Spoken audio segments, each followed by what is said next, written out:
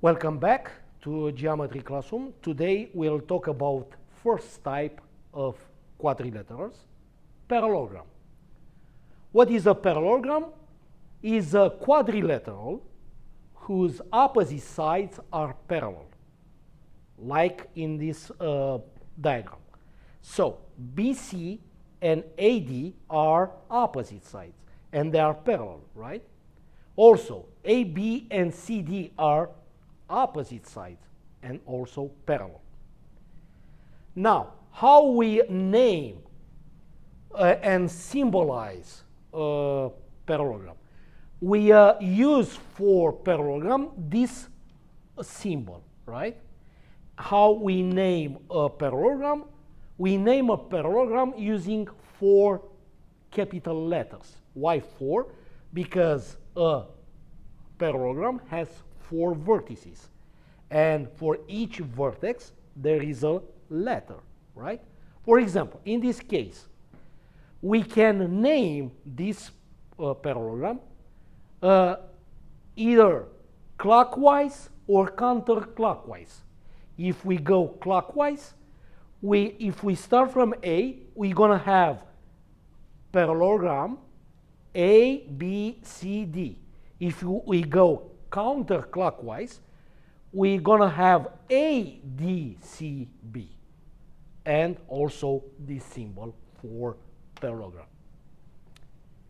Next, basic properties. A parallelogram has 4 basic properties that are related to angles, sides, and diagonals. First property is related to opposite sides. Opposite sides of a parallelogram are congruent. In this case, BC and AD are opposite. Because they are opposite, they are also congruent. Yes? Then AB and CD are opposite and parallel and in the same time congruent. But AB and BC are not congruent, they are different. They are called consecutive sides, right? So, in other words, in a parallelogram, only the opposite sides are congruent. The consecutive sides are not congruent. Yes? In a parallelogram, we have 2 pairs of opposite angles. For example, angle A and angle C is first pair, right, of opposite sides, right? Why? Because they are face to face or across each other. The second pair of opposite angles are B and D, right? Now, they have specific properties. Opposite angles of a parallelogram are congruent. Yes? For example, angle, in this case, angle B congruent angle D. Why? Because they are opposite. Also, angle A congruent angle C. Why? Because they are opposite. But the consecutive angles in a parallelogram are different, which means angle A is not congruent angle B. Yes? Or angle B is not congruent angle C. Or angle C is not congruent angle D. And angle D is not congruent angle A. Right? Now, look at this example. Complete if measure of angle A equals 75 degrees. What is the measure of angle B? And measure of angle B equals 105. Find the measure of angle C and measure of angle D. Now, measure of angle C, right, would be the same as measure of angle A. Why? Because these angles are opposite, right? And we know the opposite angles are congruent. So measure of angle C would be 75 degrees. Yes?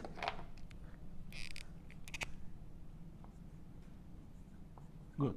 Measure of angle B, D, would be the same as measure of angle B. Why? Because they are opposite. So measure of angle B would be 105 degrees. Good. Consecutive angles. Each angle is consecutive to two other angles. For example, angle A is consecutive, right, to angles B and D. What does consecutive mean? Two numbers, for example, are consecutive when they follow each other. In this case, if we go clockwise, right, the next angle that follows A is B, which means B is a consecutive angle for A. If we go counterclockwise, right, like this arrow shows, the consecutive angle for A would be D. Why? Because D follows A.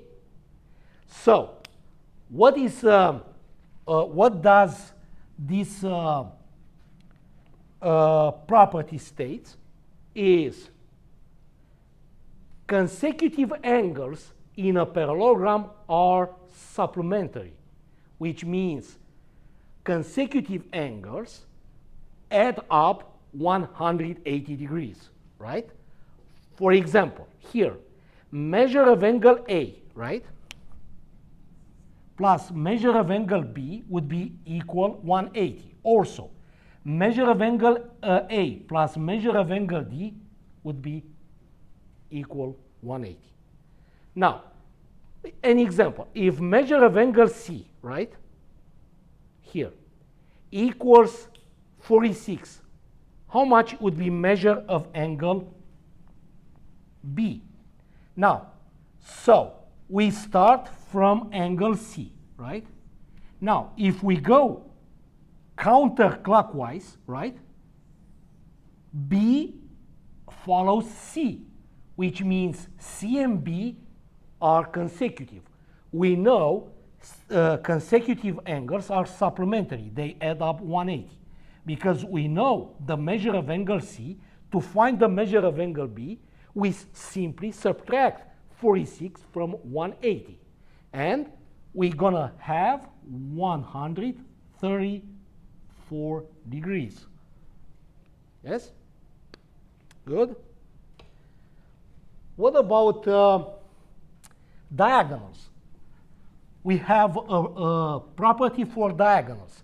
But before talking about properties of diagonals, let's define what is a diagonal. A diagonal is a segment that joins non-consecutive vertices, right? Like in this example. For example, let's choose A. As I said, B and D are consecutive vertices, right? Because if you go clockwise, counterclockwise, the consecutive angle for A is B, right? Because B follows A. If we go counterclockwise, the consecutive angle for A is D, because D follows A. So these two vertices are consecutive. The only vertex that is not consecutive for A is C, right? Now, as I said, a diagonal is a segment that joins two non-consecutive vertices. In this case, this segment that joins A and C is called diagonal.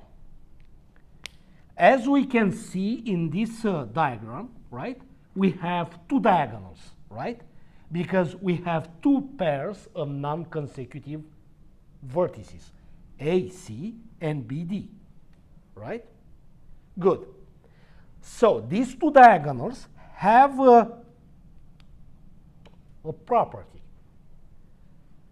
When the diagonals of a parallelogram intersect, they meet at a midpoint of each diagonal. In other words, the point of their intersection, which is P, right, is the midpoint for each diagonal. Yes?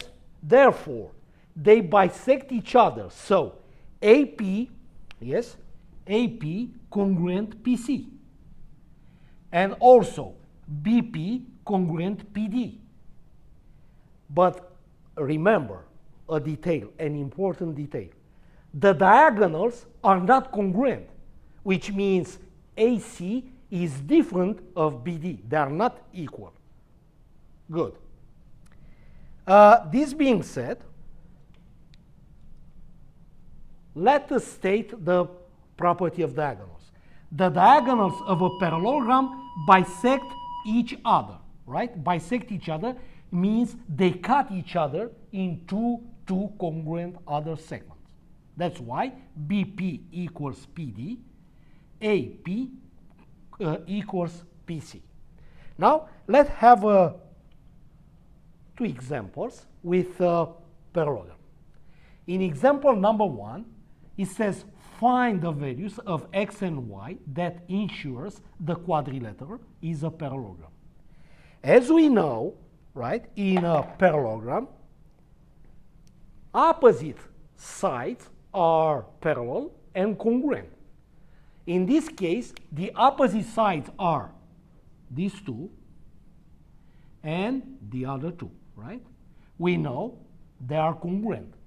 So, to find x, we write the equation. Because they are congruent, they are equal, right? So, we say 6x equals 4x plus 8. If we solve for x, we subtract 4x on both sides, right? And on the left side, we get 2x. On the right side, 4x and negative 4x cancel. We bring down 8. Then we divide by 2 to get x. And we get simply x equals 4. What about the other pair of opposite sides? Is also congruent, right? So we write another equation, this time in y, yes? So you're going to have y plus 2 equals 2y. First, we subtract y on both sides. Yes? We get 2 equals 2y minus y is y. So y equals 2. These values for x and y ensures the quadrilateral is a parallelogram. What about example 2? It says find the value of x and y that ensure the quadrilaterals is a parallelogram. This time, as we can see, we deal with angles, not sides. Now, what we know? We know the opposite angles, right, that are across each other, they are congruent in a parallelogram, which means 2x plus 8, right, equals 120 degrees. And we solve for x, so we get rid of 8 by subtracting 8 on both sides, right? So we're going to have 2x equals 112. Then we divide by 2 both sides, and we get x equals 56. And of course is degrees because x is an angle. What about y? How we find y? We find y in this way. If we mark this angle, these two angles would be consecutive angles. We know consecutive angles are supplementary, which means they add up 180. So we can write another equation like this. 5y plus 120 would be 180 degrees because they add up 180. Then we solve for y by subtracting 120 on both sides. Yes? We're going to have 5y equals 60. Then we divide by 5, both sides. And we get y equals 12 degrees. So that's the way of finding missing sides or missing variables or missing angles. Yeah, so that's all we have for now. We'll have another lesson with next quadrilateral called rectangle, probably. Yeah, thank you for watching my video.